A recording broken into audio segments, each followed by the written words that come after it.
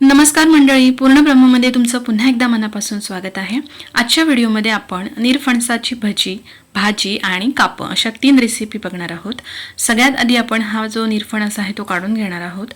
कोकणामध्ये सध्या या दिवसामध्ये सहज हा उपलब्ध होतो, तर आपण सुद्धा जाऊया बागेमध्ये आणि पहिला आधी एक निरफणस तोडून आणूया। म्हणजे एक चांगली गोष्ट समाधानाची ही असते की जेव्हा आपण लावलेल्या झाडाचं आपण फळ तोडतो त्याचा आनंद काही वेगळाच असतो। आमचे आनंद अनुभवतायत। तर या पद्धतीने आपण निरफणस काढून घेतलाय। बघा, त्याला भरपूर डिंक आहे। हा आपण असा थोडा वेळ गळत ठेवणार आहोत। तर मंडळी, आपण अशा पद्धतीने 2 निरफणस तोडून आणलेले आहेत। आता हे आपण कापूया। कापताना काय करायचं आहे बघा, त्याचा मी देठ काढलाय, अजूनही त्याचा डिंक येतो आहे। तर ह्याची जी सालं आहेत ती संपूर्ण तासून घ्यायची आहेत या पद्धतीने। म्हणजे कोकणाचं एक वैशिष्ट्य आहे म्हणजे फणस, जो आपण मोठा फणस खातो गरे असलेला, त्याचंच एक रूप हे छोटं रूप आहे, ज्याला आपण निरफणस म्हणतो। आणि माहितीसाठी सांगते की आमच्या कोकणामध्ये जसा हा मिळतो तसाच दक्षिण भारतामध्ये सगळीकडेच मिळतो। उष्ण प्रदेशामध्ये हा वाढतो। मी थोडंसं सर्च केलं याच्याबद्दल, कारण बऱ्याच जणांना हे माहीतही नसतं की हे कोकण सोडून इतर ठिकाणी सुद्धा मिळतं। तर या पद्धतीने हा फणस मी इथे चिरून घेते। ह्याच्यामधला जो देठ आहे तो काढून टाकायचा आहे। आमच्या कोकणामध्ये मालवणीमध्ये याला जसं मोठ्या फणसाचं मऊ असतं तसं मऊ म्हणतात, तर तो डिंकाचा भाग असतो तो काढून टाकायचा देठाचा या पद्धतीने। आणि अशाच पद्धतीने दोन्हीही निरफणस जे आहेत ते मी साफ करून घेणार आहे, त्याची सालं काढून घेणार आहे। सालं काढून झाल्यानंतर ते मी पाण्यात टाकले, कारण त्याला डिंक जो आहे तो त्याचा निघून जायला पाहिजे, म्हणून हे पाण्यात ठेवायचं आहे। या पद्धतीने आता आपण हे कापूया। कापताना सुद्धा मी ते 3 ताटं घेतलेली आहेत। 3 वेगवेगळ्या पद्धतीने मी हे कापून घेणार आहे, कारण आपण 3 रेसिपी बनवतोय। पहिलं जे आहे, जी कापं आपण बनवणार आहोत, जी आपण शॅलो फ्राय करणार आहोत, त्याच्यासाठी जी आपण कापं काढून घेतोय ही ती थोडी जाड ठेवायची आहेत। त्याच्यामुळे काय होईल की जेव्हा आपण हे शॅलो फ्राय करणार तेव्हा त्याला एक मऊपणा राहतो, म्हणून हे थोडे जाड असं या पद्धतीने हे बघा, एवढे जाड काढायचे आहेत ही कापं।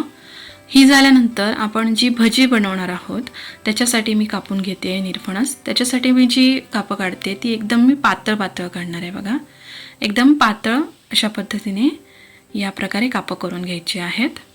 त्याची रुंदी एकदम कमी ठेवायची, म्हणजे काय होईल, आपण ही बेसनामध्ये डिप करून तळणार आहोत ना, त्याच्यामुळे ती थोडी कमी जाडीची ठेवायची आहेत। या पद्धतीने भजीसाठीचं पण मी कापून घेतलं आहे।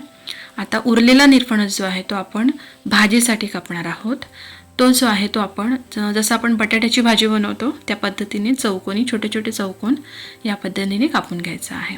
आणि मंडळी, एक गोष्ट सांगायची की याची चव जी आहे ती बटाटीसारखीच असते। जर तुम्ही बटाट्याची भाजी खाल आणि ही खाल तर याच्यात तुम्हाला फारसा फरक जाणवणार नाही। इव्हन माझी छोटी मुलगी जी आहे तिला बटाटा फार आवडतो, मी ह्याच्या अगोदरच्या व्हिडिओमध्येही सांगितलं आहे। तर तिला कळत नाही की ही वेगळी भाजी आहे, ती बटाट्याची भाजी म्हणूनच ही भाजी आवडीने खाते। तर तुमच्या घरात लहान मुलं असतील तर ती सुद्धा या पद्धतीने तुम्ही भाजी तर ती आवडीने खातील।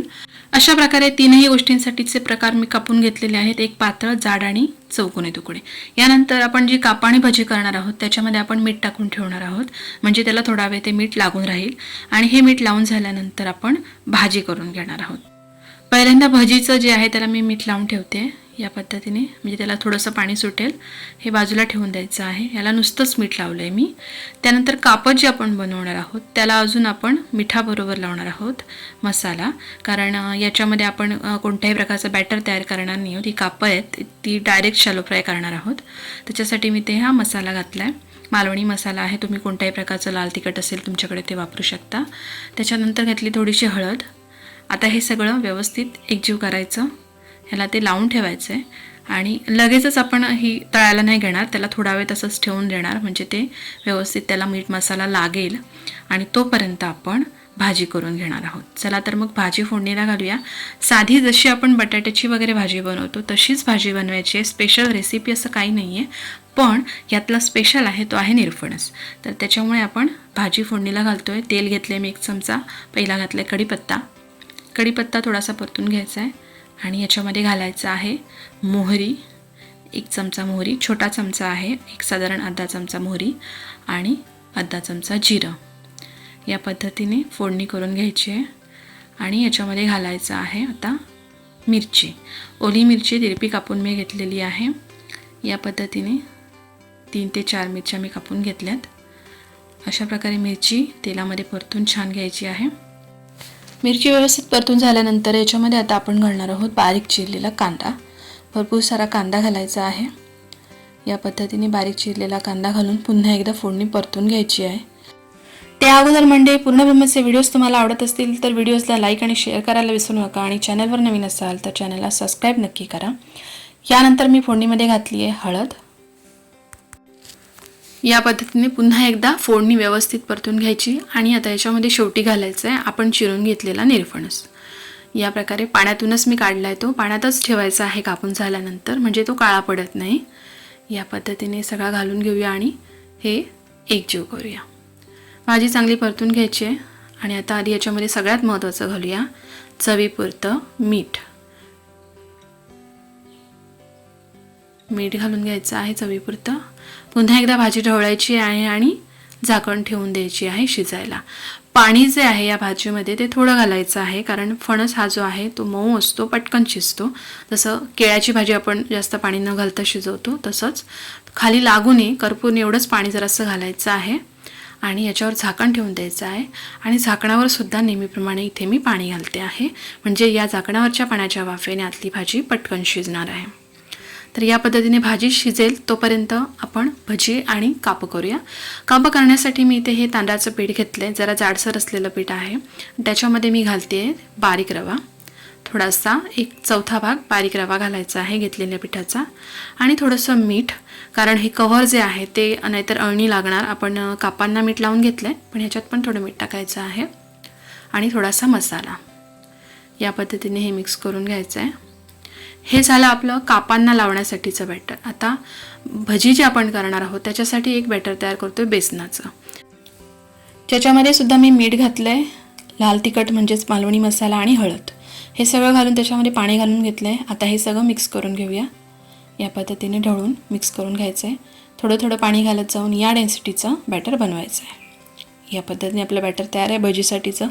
आता भजी बनवण्यासाठी पहिल्यांदा मी तेल गरम करत ठेवलं आहे एका बाजूला, आणि एका बाजूला ठेवला आहे तवा, कारण एकाच वेळी मी या दोन्ही गोष्टी बनवणार आहे.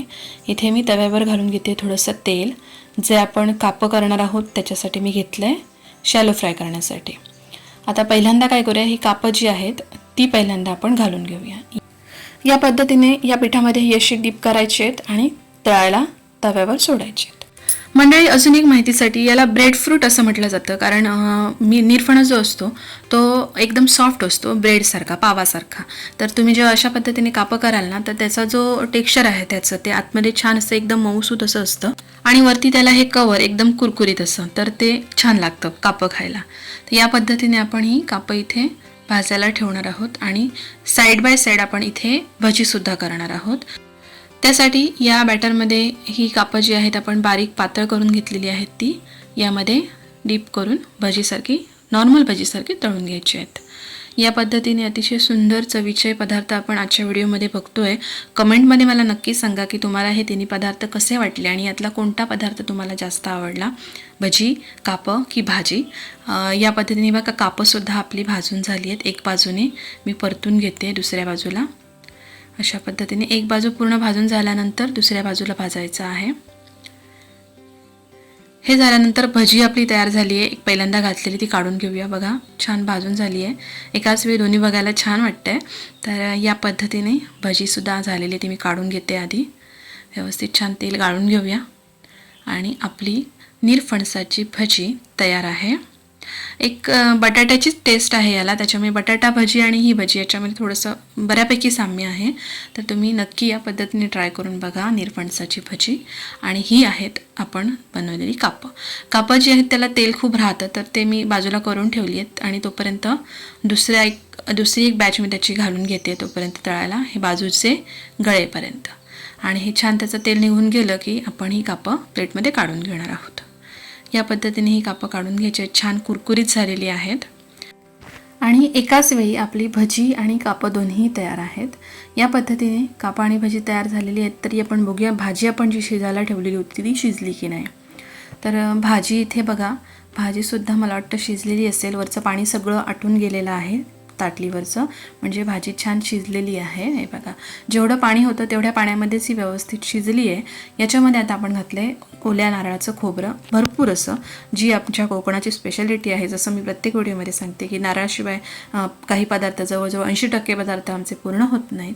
तर या पद्धतीने असं नारळाचं खोबरं घातलं आहे मस्तपैकी आणि आपली भाजी छानपैकी तयार आहे. बटाट्यासारखी गोड चव असलेली भाजी तुम्हाला नक्की आवडेल, नक्की ट्राय करून बघा.